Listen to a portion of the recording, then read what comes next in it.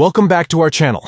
In this video, we will show you how to allow everybody to see your last seen status in Telegram on your PC. Let's get started. Step 1. Open the Telegram app on your PC. Step 2. Look for the 3 lines icon located at the top left corner of the screen. Click on it to open the side menu. Step 3. From the side menu, click on Settings to access your Telegram settings. Step 4. In the Settings menu, you will find Privacy and Security. Click on it to proceed. Step 5. Within the Privacy and Security section, locate and click on Last Seen and Online. Step 6. You will see a circle next to the option Everybody. Tap on it to turn it blue. This will allow everybody who has your number to see your last seen and online status.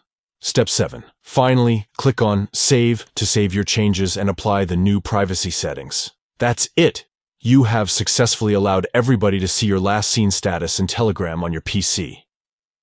Now, anyone who has your number will be able to see when you were last active on Telegram. We hope this tutorial was helpful. If you found this video informative, please give it a thumbs up and subscribe to our channel for more useful tutorials. Thank you for watching, and happy messaging.